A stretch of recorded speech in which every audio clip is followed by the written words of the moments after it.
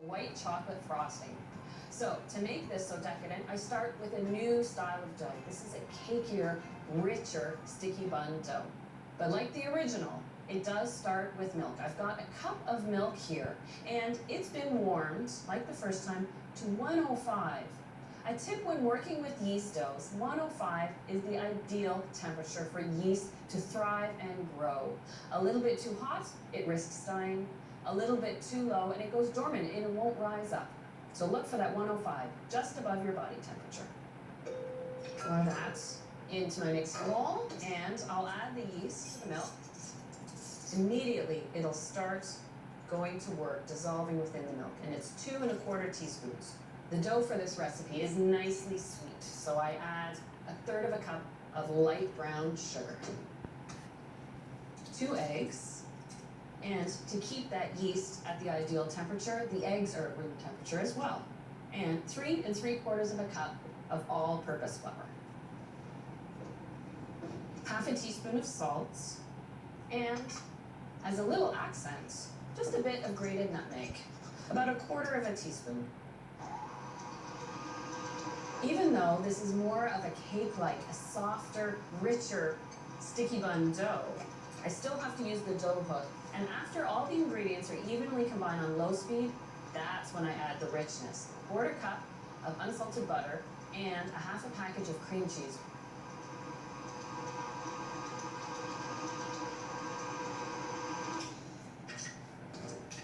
So as you can see, it's a stickier dough than the original classic cinnamon sticky bun. So to handle it, you want to flour your hands a little bit. But you can still see that after a couple of kneads, it's quite soft and pliable, but it does hold together. Shape it into a ball. Take a big bowl and just give it a light coating of oil. And in goes the dough, wrapped with plastic. I'll let this dough rise for a good 90 minutes to 2 hours until it's doubled in size. While the dough rises, I can get started on the filling, and that is butter caramel sauce, which is sugar with a little water and lemon juice boiled until caramelized. After that, whiskey and whipping cream and butter, and vanilla and cinnamon. And that's going to hold in the banana and the walnuts when I roll up the sticky buns. I have 12 oven-proof ramekins that have been greased, and I'm going to pour a nice even layer of caramel at the bottom of each ramekin. The ultimate goo factor. And this step uses up about half of the caramel sauce. I'll just set these aside again while I finish up the filling. I've got 2 nicely ripened bananas, and just like when making banana bread, you want to squash them up with a fork, but you do want to keep some rough pieces in there. And pour that remaining half of the caramel sauce over the bananas. Saucy and juicy, but you can just see the potential once it's baked and warm from the oven, how that's going to run everywhere. So now it's time to fill the sticky buns. And because the dough is a little softer than that original classic sticky bun recipe, it takes a gentle hand. You can feel that softness there. Nice rectangle shape. And this is where it gets messy and why it's a more advanced recipe. It's half fluid, so you spread it. Make sure to leave that gap at the front. And the last step is to sprinkle on about 2/3 cup of lightly toasted walnut pieces. Now it takes a lighter touch to sort of lift and roll. It's really squishy, but it's supposed to be. And don't worry if some of the banana walnut filling does goo out as you're slicing it into the 12 portions. And actually, this is not a delicate process, but you want to lift them up and into the baking dishes.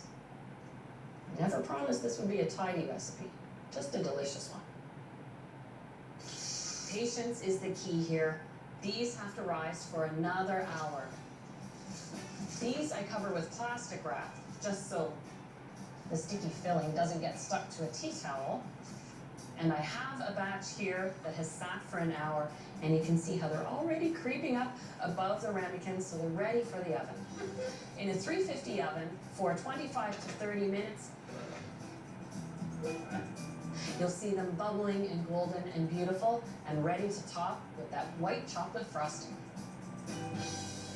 Absolutely magical. Look at these. Oh, so gooey. You just want to dive into them right now. And I'll top them off with a white chocolate frosting made by beating cream cheese with melted white chocolate and icing sugar. And an absolute smear on top. Nothing more technical than that. And the warm, sticky buns start melting that frosting a little bit. Pure heaven. So, to serve these, remember the ramekins are hot. So put it on a plate. Now there is a little taste of heaven. And you have to go right for the center. Get right to the goo, into the bottom. Grab that frosting. Oh, you've got that caramel with the banana, the little cinnamon and vanilla, the walnuts, and of course the white chocolate frosting that's already starting to melt on my fork. Wow, we've really covered everything there is to know about sticky buns, even taking it to dessert. So it's time to bring it back to breakfast.